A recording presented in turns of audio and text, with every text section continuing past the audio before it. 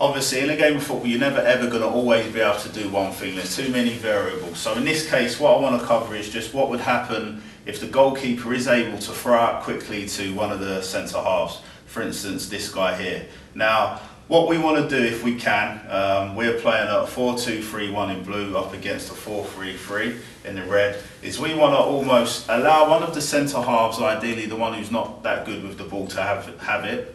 Okay, and then we're going to look to manipulate what passing options that he's got available to him.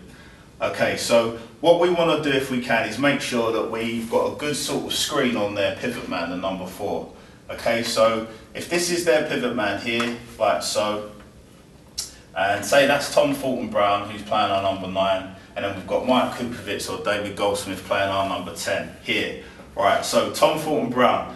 As this guy's got good possession of the ball, I don't want you to go tearing across to this guy, okay, because obviously he might be able to cut the ball back and then you've got a bounce ball out there, okay? So I want you, Tom, to just make your way over there, but just almost just shadow him, force him into this sort of area of the pitch. Well, we've locked onto the wide man there and we've got our wide man taking care of the fullback. While Tom's making that run across the pitch, slowly but surely, showing him one way, obviously this guy's going to be looking for a bounce ball into one of his midfielders.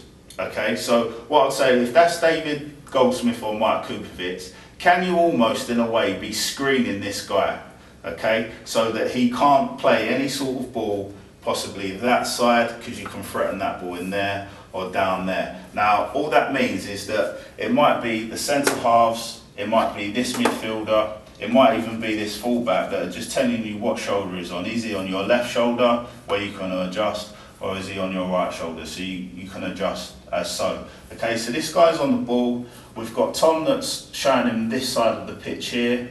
As this is happening, we've got our number 10 screening their pivot player there.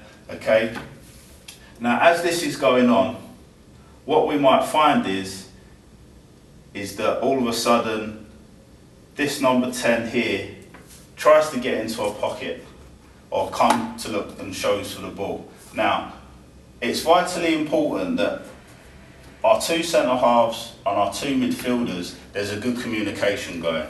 All right, so he's going to look to show for the ball, in which case I don't want to see our centre half go out there chasing him. There's no need, because all of a sudden, look, there's a channel ball on there, and then that means, look, we've got a one-on-one there. We don't want that, okay?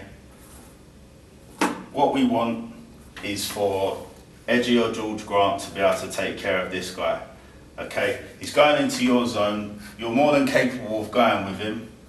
So if the ball goes in there, okay, all of a sudden, pressure point there, we've got a pressure point from there, and depending on what sort of depth this guy shows, and if he's got a good touch or not, if it's a baggy touch, all of a sudden, we've got a lot of pressure on him.